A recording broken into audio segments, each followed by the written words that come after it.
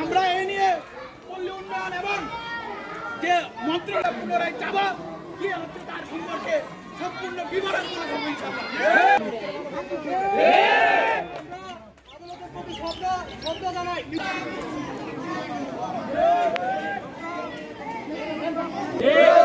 আরেকটা কথা বলি, সাধুরপাড়ার জনগণ আইনের প্রতি শ্রদ্ধাশীল, তাড়াতাড়ি তাকে গ্রেফতার করে তাকে পুনরায় আইনের আওতায় আনা হোক।